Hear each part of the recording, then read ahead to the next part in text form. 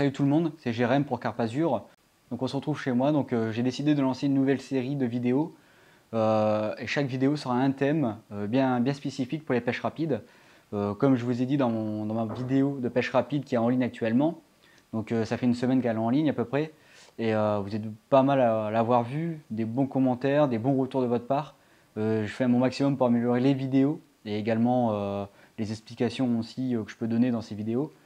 Et c'est vrai que vous êtes plutôt pas mal à me demander comment optimiser les pêches rapides pour qu'on puisse partir à la pêche tranquillement, quelques heures et être sûr de toucher un poisson, au moins espérer toucher quand même un poisson. Hein. Le principal c'est de partir déjà convaincu, hein, ce sera déjà la base. Donc en tout cas il y a une vidéo qui sortira samedi prochain sur une pêche rapide que j'ai effectuée il y a quelques jours.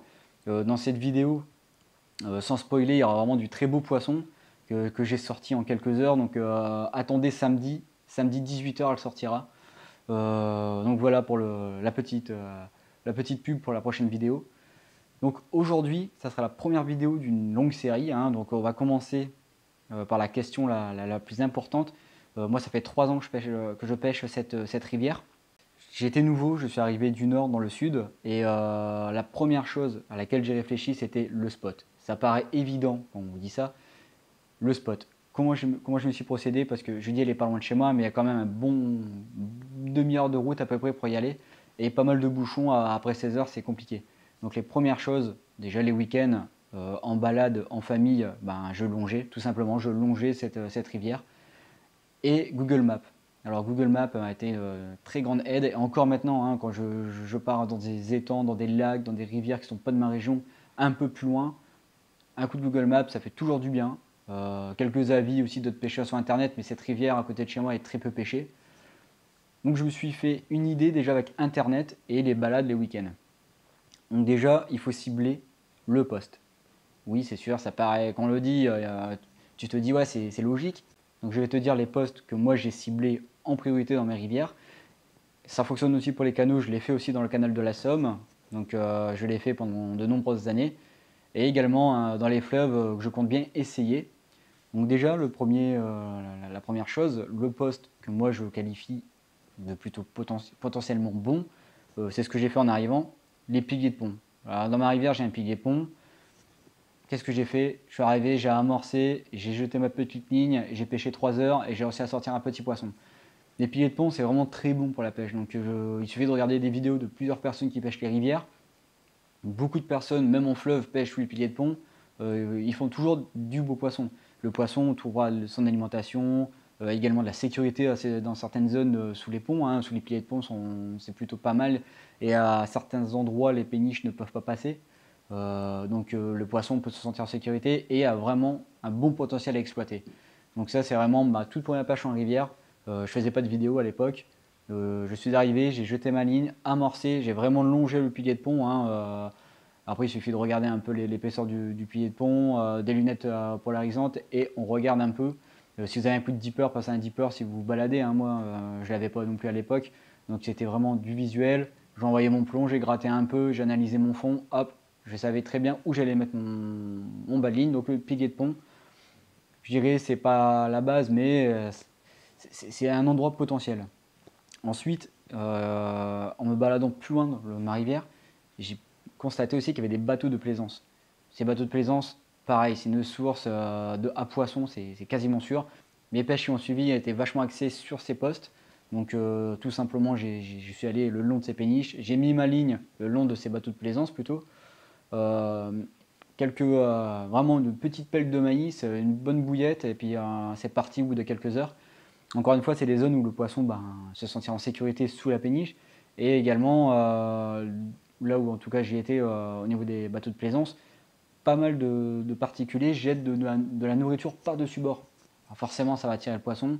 Ça, c'est un truc que j'avais pisté déjà aussi, que les gens balançaient un peu du pain, un peu des restes de nourriture par-dessus. Ça me semblait vachement prometteur. Puis ça n'a pas manqué, j'ai touché du beau poisson. Également aussi dans le canal de Saint-Quentin que je pêchais maintenant il y a 6-7 ans en arrière. Pareil, hein, je longeais les péniches, je mettais le long, bonne poignée de maïs. un peu de tailleur, enfin beaucoup de graines, une bonne bouillette. Et ça partait, pareil, c'est des bons postes. Ensuite, le poste, et là c'est vraiment, moi mes pêches en rivière, c'est vraiment sur mes pêches rapides. Depuis un an et demi maintenant, c'est essentiellement ces types de postes, c'est-à-dire les postes encombrés. Quand je dis encombrés, je parle bien, je ne parle pas qu'une brindille au-dessus de l'eau. Ça, un petit arbre au-dessus de l'eau, c'est sympa, c'est beau, c'est mignon, ça fait des belles photos, mais l'essentiel, c'est vraiment les arbres complètement, les obstacles, des arbres immergés, des branches. On peut y trouver également beaucoup d'herbes, et toutes ces zones sont très prometteuses. Regardez mes vidéos précédentes, c'est beaucoup de pêche d'obstacles. Hein. Je mets à ras des arbres, des branches immergées. Dès que je trouve un obstacle dans l'eau qui est assez conséquent, je sais que les carpes peuvent se cacher dedans, se longer, et puis surtout, elles peuvent facilement aller se protéger à l'intérieur de ces obstacles. Donc il est évident que je vais mettre mon appât là, donc même sur 2 cannes ou une canne. Et puis là, j'envoie beaucoup de maïs, mais vraiment partout sur toute la zone. Et là, je vais y aller au stick. Donc je vais mettre des bouillettes broyées dedans. Mais pour tout ce qui est appât et amorçage, ça sera la prochaine vidéo. Donc sois patient. Elle sortira, je pense, d'ici une semaine et demie environ. Donc ces zones encombrées, c'est la zone où je recommande à 80%. Ce qui est sûr, c'est que ces zones-là sont la plupart du temps sont compliquées d'accès. On se bouffe les ronces, il faut escalader, faut y aller très léger. Hein, des cannes, un petit fauteuil s'il faut. Moi, je m'assois sur mon seau. Puis on y reste 3 heures et puis on se sort 2 beaux poissons et la journée elle est faite. C'est vraiment le but de cette pêche rapide, c'est vraiment ces postes qu'il faut jouer. Ensuite, c'est un poste qui est prometteur, mais qui reste assez aléatoire dans le sens où moi j'aime également pêcher les berges d'en face qui sont vierges. Quand je dis vierge, c'est-à-dire qu'il n'y a aucune activité humaine, on ne voit pas des gens passer tout le temps, courir, il n'y a pas de voiture, il n'y a rien, c'est complètement vierge. C'est un mur de terre comme on peut souvent trouver.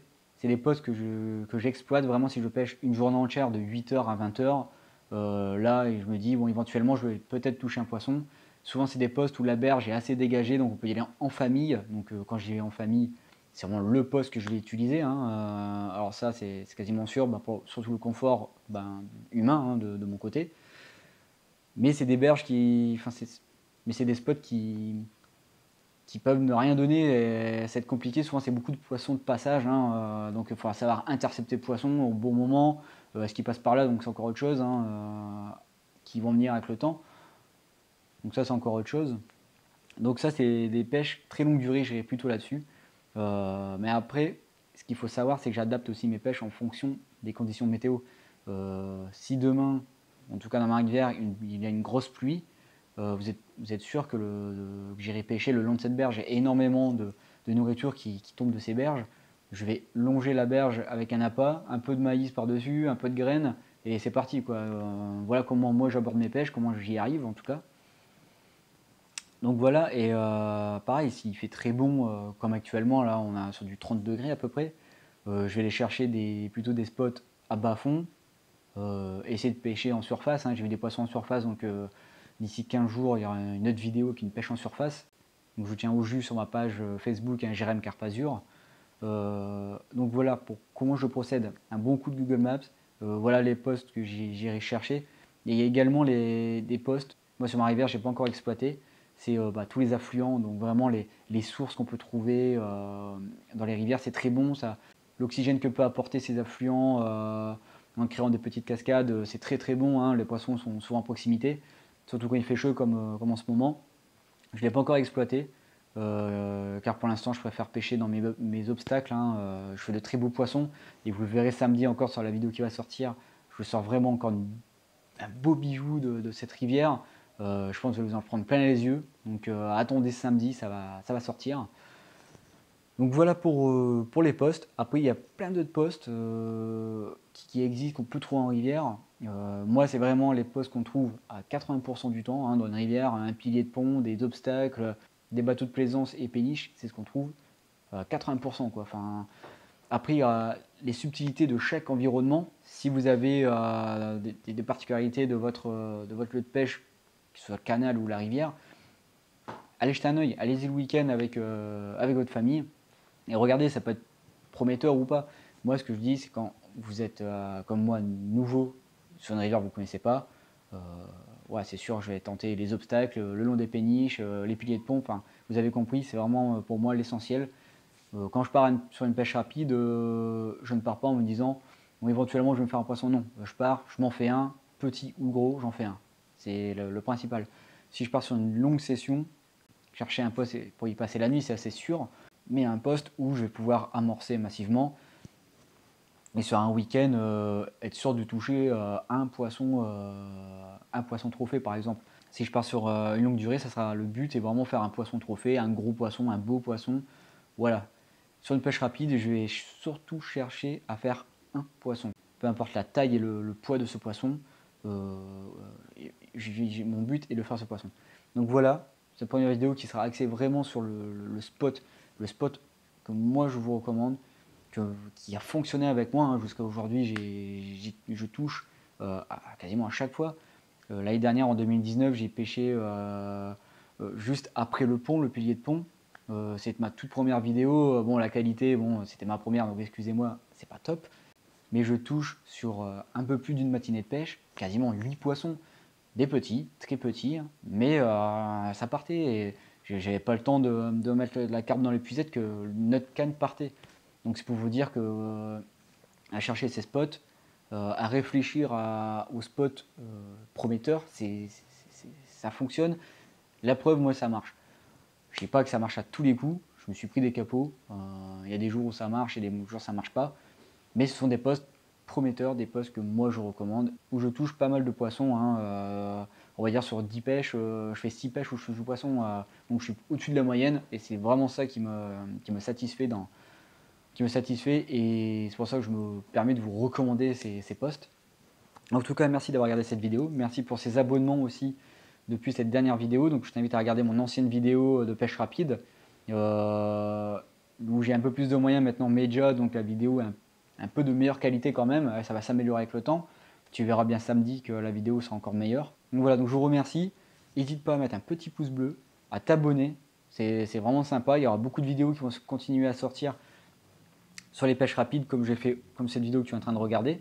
Donc la prochaine sera ciblée sur les appâts et l'amorçage. N'hésite pas à dire en commentaire ton ressenti. C'est important d'avoir ton commentaire, ton ressenti et bien sûr ton expérience pour que d'autres personnes qui veulent découvrir qui veulent découvrir la pêche rapide en rivière, en canal ou en fleuve puissent lire ces commentaires et puis les guider tout simplement. Même moi, je suis preneur de vos expériences. Moi, je vous partage ce que j'ai fait, pourquoi je l'ai fait. Donc voilà, cette vidéo, le but. Et n'hésite pas à t'abonner. Des vidéos sortiront bien sûr aussi sur les pêches. Hein. Il y a plusieurs projets en cours à mettre encore à jour, hein, bien sûr. J'ai pas mal de facteurs encore à vérifier. Donc voilà, donc sois patient, aime cette vidéo, abonne-toi, n'oublie pas le petit commentaire sur ton ressenti. Est-ce que tu as aimé ou pas cette vidéo et ton expérience sur les pêches rapides. La vidéo qui va sortir samedi va te plaire, j'en suis convaincu. Donc voilà, et n'oublie pas, garde la pêche.